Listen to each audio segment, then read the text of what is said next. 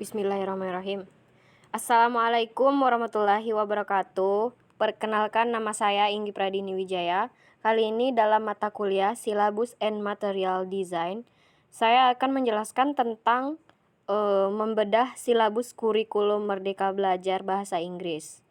Dalam tugas ini saya mendapat bagian SD fase C, yaitu untuk kelas 5 dan 6.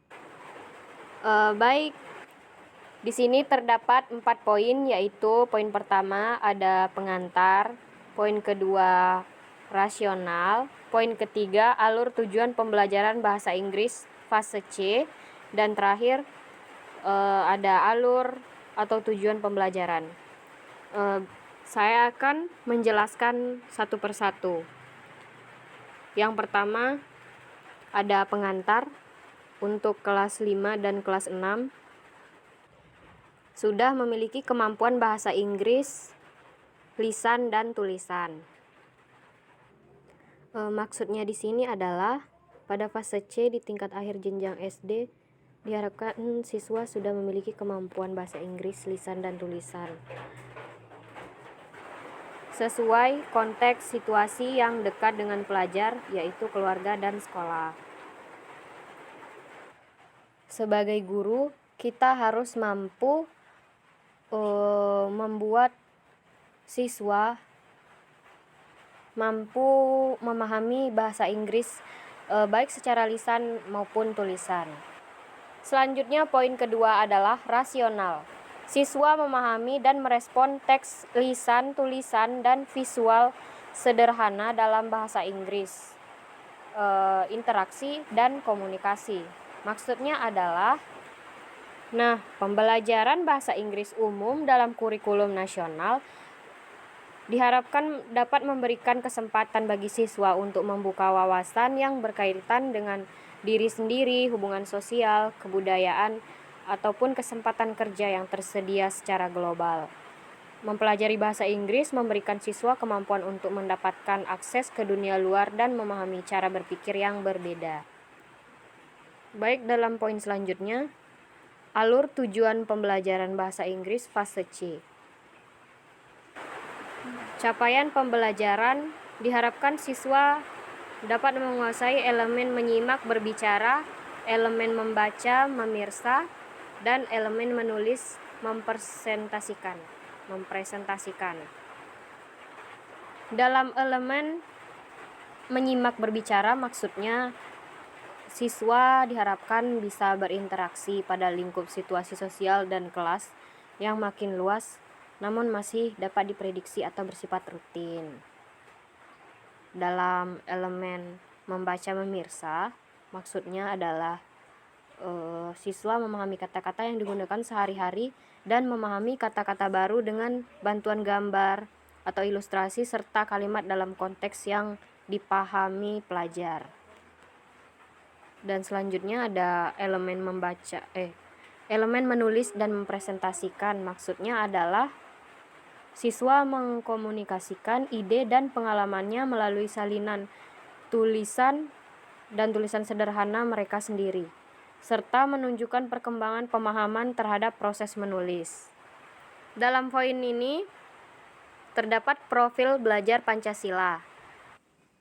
Dalam poin ini terdapat ada 6 poin penting, yaitu yang pertama beriman, bertakwa kepada Tuhan Yang Maha Esa, dan berakhlak mulia.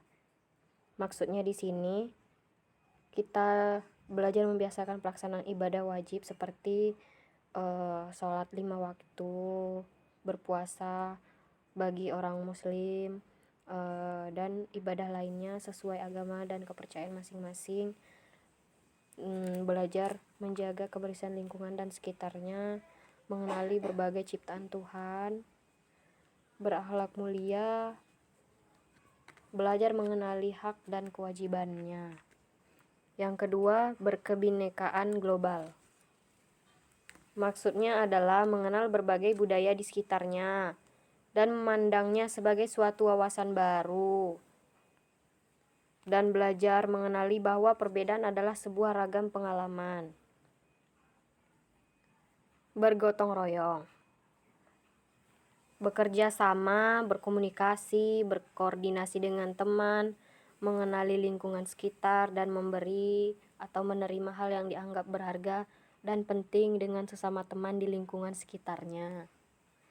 Mandiri, mulai mengenali berbagai emosi yang dialami, juga mulai mengenali adanya minat diri dan tantangan, mengenal tujuan dan rencana belajar dengan bimbingan orang dewasa.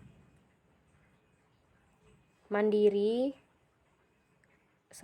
bernalar kritis, mulai mengajukan pertanyaan berdasarkan keingintahuan, lalu mengolah informasi dan gagasan yang sederhana.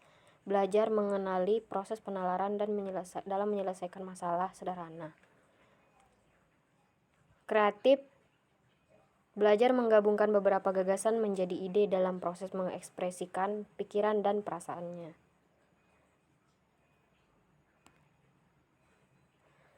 Selanjutnya yang terakhir, poin keempat, yaitu alur atau tujuan pembelajaran.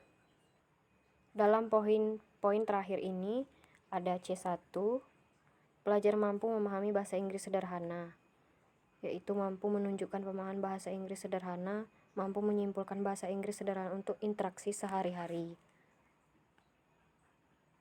C2, mampu menyimpulkan makna dari percakapan sederhana bahasa Inggris.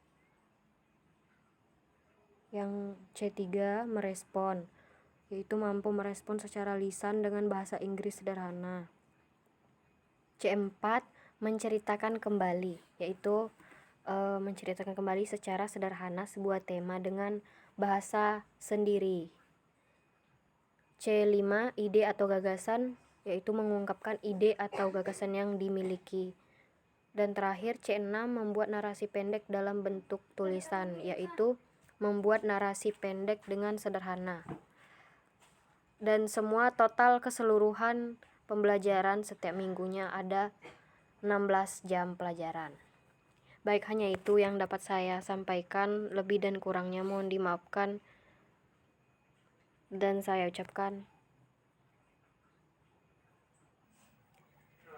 akhiri dengan wassalamualaikum warahmatullahi wabarakatuh.